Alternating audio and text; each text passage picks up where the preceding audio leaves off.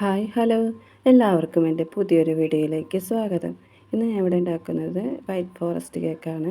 വീഡിയോയിലേക്ക് പോകുന്നതിന് മുമ്പ് ആദ്യമായിട്ടാണ് എൻ്റെ ചാനൽ കാണുന്നതെങ്കിൽ ഒന്ന് സബ്സ്ക്രൈബ് ചെയ്യുക, ലൈക്ക് ചെയ്യുക, ഷെയർ ചെയ്യുക, കമൻറ്റ് ചെയ്യുക. അപ്പോൾ വീഡിയോയിലേക്ക് പോയാലോ. 1 കിലോ വരുന്ന വൈറ്റ് ഫോറസ്റ്റ് കേക്കാണ് ഉണ്ടാക്കുന്നത്. അതിനുവേണ്ടി 1 cup maida, 1 teaspoon baking powder, 1/4 teaspoon baking soda, 1 tablespoon പാൽപ്പൊടിയും ഒരു പിഞ്ച് ഉപ്പും കൂടി ചേർത്ത് നന്നായി മിക്സ് ചെയ്തെടുക്കുക.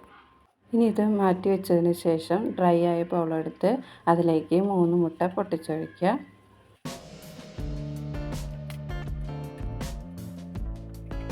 ടീസ്പൂൺ വാനില എസൻസും കൂടി ചേർത്ത് നന്നായി ഒന്ന് ബീറ്റ് ചെയ്തെടുക്കുക.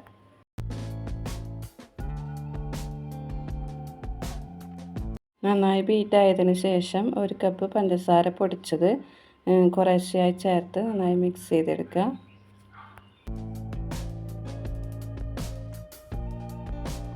നന്നായി മിക്സ് ആയതിനു ശേഷം അതിലേക്ക് 1/4 കപ്പ് ഓയിൽ കുറേശ്ശെയായി ചേർത്ത് മിക്സാക്കി എടുക്കുക.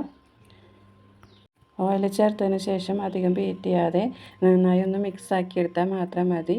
ഇനി അത് ബീറ്റർ നമുക്ക് മാറ്റി വെച്ചതിന് ശേഷം വിസ്ക് ഉപയോഗിച്ച് ഡ്രൈ ഇൻഗ്രീഡിയൻസ് നന്നായി മിക്സ് ചെയ്തെടുക്കുക.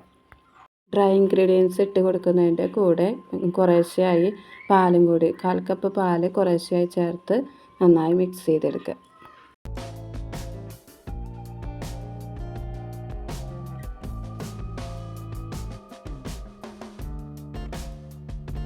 ബാറ്റർ ഇവിടെ റെഡി ആയിട്ടുണ്ട്. ഇനി നമുക്ക് ഓയിൽ ഗ്രീസ് ചെയ്ത പാത്രത്തിലേക്ക് ഒഴിച്ചു കൊടുക്കാം. അത് 10 മിനിറ്റ് പ്രീ ഹീറ്റ് ചെയ്ത പാത്രത്തിലേക്ക് ഇറക്കി വെച്ച് നമുക്ക് 40 മിനിറ്റ് 45 മിനിറ്റ് ഒക്കെ ആകുമ്പോൾ ആയിട്ടുണ്ടോ എന്ന് നോക്കാം. അപ്പോൾ നമ്മുടെ കേക്ക് ഇവിടെ റെഡി ആയിട്ടുണ്ട്. 40 മിനിറ്റ് കഴിഞ്ഞപ്പോൾ കേക്ക് ഇവിടെ നന്നായി പൊന്തി വന്നിട്ടുണ്ട്. ഇനി അത് നമുക്ക് ചൂടാറിയതിന് ശേഷം 3 ലെയറായിട്ട് കട്ട് ചെയ്തെടുക്കാം. ഇനി നമുക്ക് കേക്ക് സെറ്റ് ചെയ്തെടുക്കാം. കേക്ക് ബോർഡിൽ കുറച്ച് ക്രീം ആഡ് ചെയ്ത് കൊടുക്കുക. അതിനുശേഷം ആദ്യത്തെ ലെയർ വെച്ച് കൊടുക്കാം. അതിലേക്ക് ഷുഗർ സിറപ്പ് നന്നായി വെറ്റ് ചെയ്ത് കൊടുക്കുക. ഇനി നമുക്ക് ക്രീം തേച്ച് കൊടുക്കാം. അതിന് മുകളിലായിട്ട് വൈറ്റ് ചോക്ലേറ്റും ചെറിയും ആഡ് ചെയ്ത് കൊടുക്കുക.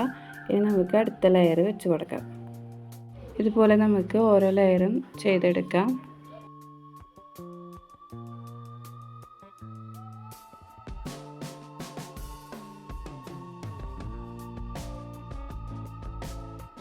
അങ്ങനെ നമ്മൾ ലാസ്റ്റ് ലെയറും വെച്ച് കൊടുത്തിട്ടുണ്ട്. ഇനി നമുക്കത് ക്രം കോട്ട് ചെയ്ത് ഫ്രിഡ്ജിലേക്ക് മാറ്റാം.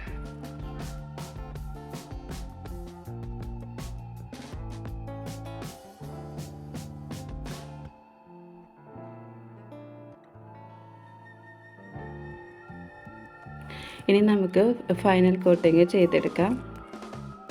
ഒരു പൈപ്പിംഗ് ബാഗിൽ ക്രീം എടുത്ത് ഇതുപോലെ ചെയ്തെടുക്കുകയാണെങ്കിൽ പെട്ടെന്ന് നമുക്ക് ഫൈനൽ കോട്ടിങ് ചെയ്തെടുക്കാനായിട്ട് പറ്റും. ഇങ്ങനെ ചെയ്യുകയാണെങ്കിൽ നമുക്ക് എല്ലാ ഭാഗവും ഒരേ റേഷ്യോയിൽ കിട്ടും.